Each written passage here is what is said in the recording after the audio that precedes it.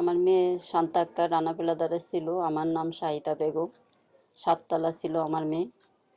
যেদিন রানা পেলাদার ভাঙা গেল সেদিন আমি জানতে পারলাম, যখন আমার মেয়ে রানা পেলাদারে মনে করেন ভাঙা পড়ছে, তখন আমি কি অবস্থা যে এখান থেকে গেছি আমি নিজেও বলতে পারি না। মনে করেন আমি অনেক খোঁজাখুঁজি করছি এখানে, তারপরে আমি আমার জ্ঞান ছিল না, হোশ ছিল না, আমাকে নিয়ে একজনে নিয়ে ওইখানে কিনারে আলাদা করে রাখছিল।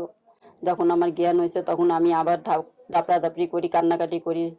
এত লাশ দেখছি, কিন্তু আমার মেয়ে যখনই একটা করে লাশ নামায় তখনই আমি মনে করছি যে তো আমার মেয়ে আমি পাবো, আমি পাবো, এভাবে আশা নিয়েছিলাম। এতদিন খোঁজাখুঁজি করছি মেয়েটারে, মনে করেন পাইলাম না, আজও পাইলাম না মেয়েটারে। মেয়েটা যে কোথায় আছে বা নিখোঁজ হয়েছে বা মেয়ে মারা গেছে, যে আমি নিজেও চোখে দেখেও নেই, এখন বুঝও দিতে পারি না যে আমার মেয়ে মারা গেছে বা আমার মেয়ে আছে বা আমার মেয়েটারে আমি দেখতে পারবো কোনোদিন। অনেক মেয়েটারে অনেক কষ্ট দুঃখে নিয়ে সুখে বাঁচতে চাইছিলাম। সাভারে আইসা দুইজন আমরা চাকরি করে মা আর মেয়ে ভালোভাবে যখন সুখের দিন আসছো, তখন আমার মেয়েটার আমি হারাইলাম। আমার এই মেয়েটা আমারে মনে করেন দেখাশোনা করতো। বাসায় ঢুকলে আমারে না দেখলে জিজ্ঞেস করতো আম্মু তুমি কই। আর ছেলেরে জিজ্ঞেস করতো স্বপন আম্মু কোথায় গেছে, যদি বলতো যে আম্মু বাজারে গেছে বা আম্মু কোথায় গেছে, তখন ওই মনে করেন দৃঢ়স্থিত থাকতো, আর না হলে জিজ্ঞেস করতো।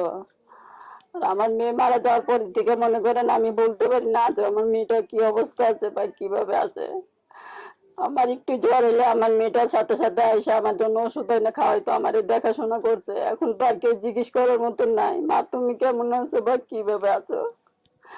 আমার একটাই মেয়ে ছিল, মনে করেন আজও আমি মেয়ের লাশ দিতে পাইতাম, খবর দিতে পারতাম, তাও আমি মনটারে বুঝ দিতাম যে না আমার মেয়েটার আমি পাইছি।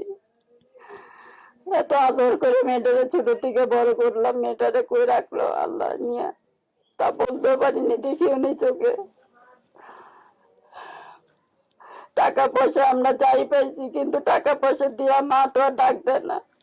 সন্তান ঘরে ঢুকলে কইতো আম্মু তুমি কই, এই ডাক তো আর কেউ দেয় না ওদের। ওর ভাই মনে করে না, খালি কয়দিন পর পরই খালি জিজ্ঞেস করতো আম্মু আপুরে পাইছো। ছন্দ মনে করেন আমি সকালে উঠে যেতাম, রাত্রে আসতাম। আমার ছেলেটারে আমি বাসা রেখে গেছি, একা থাকতে পারতো না ছেলেটা, ছোট মানুষটা, বাসায় মানুষ আছে দেখাশোনা, রাত্রে করতো না দিনে করতো, সবাই যার যার মতন দেখতো। রাতে আমি এসে বাসায় ঘুমাইতাম, সকালে ফজর আজান দিত, তারপরে অত চন্দ পাগলের মতন খালি খুঁজছি আর ঘুরছি, খাওয়ানো দাওয়ানো গোসল না কিচ্ছু করিনি। রাস্তা দিনের পর দিন কাটাইছি, তারপরে সন্তানটা পাইলাম না।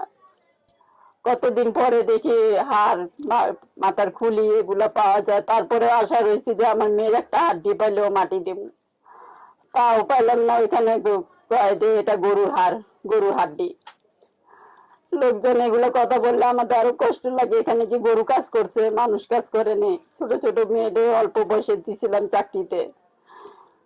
ওর বাবা ভালো না দেখে মনে করেন ওর বাবা বিয়ে করছে, তাই আমি সব জায়গায় বলছি যে ওর বাবা নাই, বাবা মারা গেছে, ওর সাথে আমার সাথে সম্পর্ক আমরা ডিভোর্স দিয়ে দিছি। আমার এই মেয়েটাকে নিয়ে মনে করেন আমি দুঃখে সুখে দিন কাটাইছি। এখনো কোনো কাজ কর্ম আমরা ঠিকভাবে করতে পারি না, মেয়ের জন্য মনে করেন মাথার দিক থেকে কিছু থাকে না, একটু পর পর মনে করেন মাথা এলোমেলো হয়ে যায়।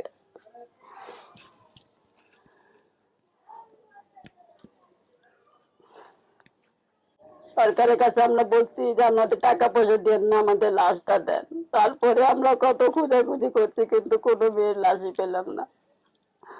মেয়েটারে করে দিল মাটি, কি করলো মেয়েটারে আবিষ্কার সাথে পালাই দিল না কি করলো তা কিছু দেখলাম না আমরা।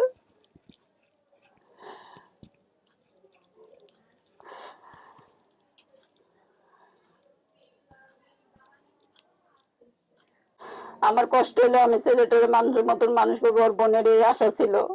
ওর ভাইটারে ভালো স্কুলে ভর্তি করলো, লেখাপড়া ভালো স্কুলে দিল, কিন্তু আশাটা আল্লাহ পূরণ করতে দিল না, এইটুকুই বেলা নিয়ে গেল গা।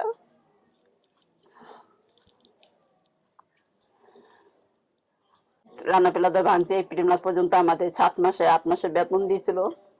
কোচিং এ পড়াইতাম, কোচিং এ বেতন আমি দিতাম, তারপরে ওরা বন্ধ করে দিছে। এখন লেখাপড়া আমরা কোনো দিক দিয়ে কোনো সহযোগিতা পাই না। আমার ছেলেটার লেখাপড়া আমি কষ্ট করে চালাই, এবং আমি যতটুকু আমার ছেলে লেখাপড়া করবো ততটুকুই আমি তারে মানুষের মতন মানুষ করার চেষ্টা করব, এবং পড়ালেখা সেজন্য নিজে পায়ে দাঁড়ায় কিছু করতে পারে। এটুকু আমার আশা হলো, ছাড়া আমার আর দুনিয়াতে কেউ নাই এখন।